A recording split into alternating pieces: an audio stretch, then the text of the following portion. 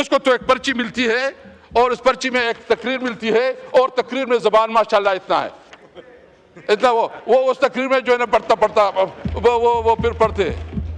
संजीदा डिस्कशन है, आप संजीदा डिस्कशन को संजीदा रहने दें। जनाब स्पीकर, देखें ये बहुत संजीदा मामलात होते हैं। मेरी तो ख्वाहिश है कि आप इस टॉपिक को खोलें और ज़्यादा से ज़्यादा लेकर उसके ऊपर बात करें। मैं तो ये तजवीज़ करूँगा, मैं ये तजवीज़ करूँगा स्पीकर साहब, आपकी तवज्जो चाहिए, क्योंकि वो आई टू आई कंटेक्ट नहीं होता तो फिर वो तवज्जो ख़त्म हो जाती है, कि स्पीकर साहब आप खुद अपने ऑफिस में वो जरगा बुलाए जिस जरगे को हमने बुलाया था। इसमें चीफ मिनिस्टर साहब मैं कमिटमेंट करता हूं कि चीफ मिनिस्टर साहब भी आएगा, स्पीकर के असेंबली भी आएगा, तमाम पॉलिटिकल पार्टीज की जो लीडरशिप उसको बुलाओ और उससे पूछो तुम्हारे क्या मसाइल है। ये बैठ के क्या पता है इसको, इनको क्या पता है कि उधर क्या हो रहा है। इसको तो एक पर्ची मिलती है और उस पर्ची में एक तकरीर मिलती है और तकरीर में ज़बान माशाल्लाह इतना है, इतना वो उस तकरीर में जो है ना पढ़ता वो फिर पढ़ते। संजीदा डिस्कशन है, आप संजीदा डिस्कशन को संजीदा रहने दें। देखें संजीदा लोगों को बिठाए और इसके लिए एक प्रॉपर बैठक हो, डिस्कशन हो और पूरी तरीके से जो है उसके ऊपर एक पूरा डिबेट की जाए। तो मेरे स्पीकर साहब, ये बात जो मैं करना चाहता हूँ ये बहुत संजीदगी का तकाजा करता है। इसके लिए ज़रूरी है कि इस तमाम चीज़ों को आप अपने नोटिस पे लाएं।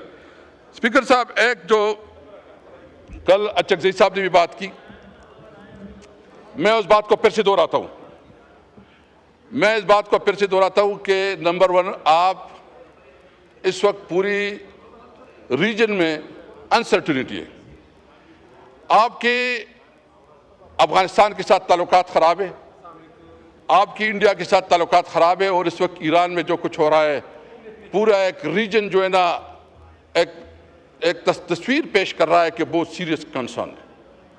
तो हमारी ये ख्वाहिश है कि इस टॉपिक पे जॉइंट सिटिंग हो और इस पे पूरी डिबेट हो जाए और इस पे कोई सियासत का नहीं, पाकिस्तान की खातिर कि हमने इस मुल्क को इस क्राइसिस से कैसे निकालना है। देखिए हमारा स्पीकर साहब, मैं कराची गया, कराची में आप लोगों की देखी, उस पर भी बात करूंगा थोड़ा। हमारा सारा दारोमदार अफगानिस्तान के साथ, मैं समझता हूं कि आपकी जो हुकूमत के कंसर्न है वो भी सही होंगे। मैं जो अफगानिस्तान की हुकूमत है उससे भी मुतालिबा करूंगा कि हमारे मुल्क की जो कंसर्न है उस इश्यूज़ को एड्रेस किया जाए। लेकिन भाई डिप्लोमेटिक चैनल है, उसको इस्तेमाल करें, उसके मुताबिक जो है ना आप पड़ोसी को तो तब्दील नहीं कर सकते। हमारे बॉर्डर पे बहुत ज़्यादा कारोबार है, बिजनेस है और हमारी पूरी इंडस्ट्री बंद हो रही है। तो इसलिए ज़रूरी है कि उनके साथ एक डिप्लोमेटिक चैनल के ज़रिए अपने मामलात को ठीक किया जाए। देखो, हमें किसी की सर्टिफिकेट ज़रूरत नहीं है, मैं पाकिस्तानी हूँ, पाकिस्तान मेरा है, मेरा जीना मरना इस धरती से है, मेरा जीना मरना इस मुल्क से है और मैं एज ए पाकिस्तानी अपने ऊपर फख्र करता हूँ कि मैं पाकिस्तानी हूँ।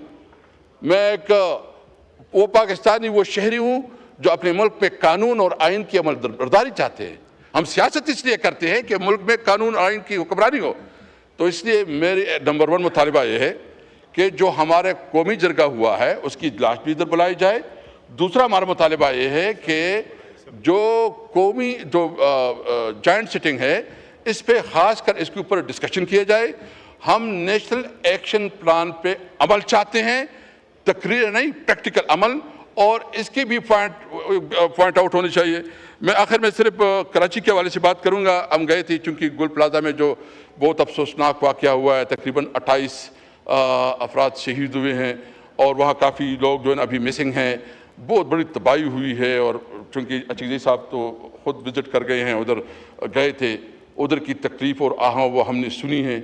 हम कराची की आवाम के साथ है, चूँकि आपकी हुकूमत है उधर, और हमने देखी है कि कराची की टूटी फूटी सड़कें, कराची की जो पानी का बदतरीन मसला है और दीगर जो है, हमने कमिटमेंट की थी कि हम इधर करेंगे, असेंबली की फ्लोर पे वो बात करेंगे।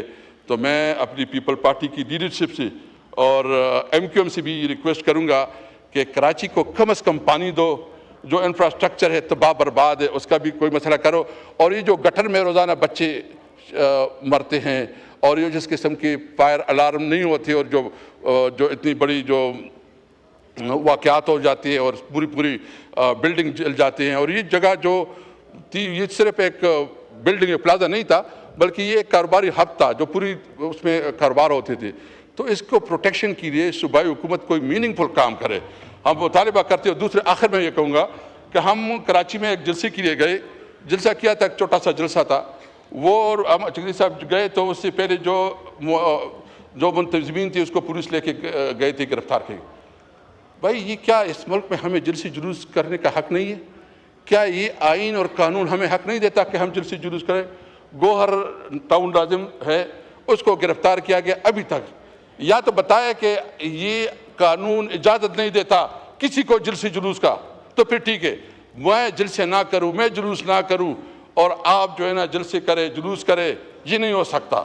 इंशाअल्लाह ताला हम उम्मीद हैं कि हम एक वतन पाकिस्तानी हैं, और जो आपको मैं इजाज़त देता हूँ, आप आए पुख्तनख्वा में जलसा करें, आप आएँ, आपको इंशाअल्लाह पूरा प्रोटोकॉल भी मिलेगा, जलसा भी मिलेगा। पंजाब में तो हम अपनी प्राइवेट शादी में गया, मैं गया, अब बल्कि ये चंद दोस्त भी हमारे साथ 7-8 MNS थे, एक दोस्त है अयूब अफरीदी, उसकी शादी में मंगनी में गए, पूरी जो हमारे साथ इंटेलिजेंस इदारे, वो बेचारे जिस घर में हम रह रहे थे उसके आगे पीछे सारे भाई जान हमारी, आप लोगों ने तो हमारा रूटीन का जीना वो बिल्कुल इस तरह किया है कि हम मूवमेंट भी नहीं कर सकते। क्या कानून और आइन इसकी इजाज़त देता है? अनलॉफुल इक़दामात हो रहे हैं। Thank you ji.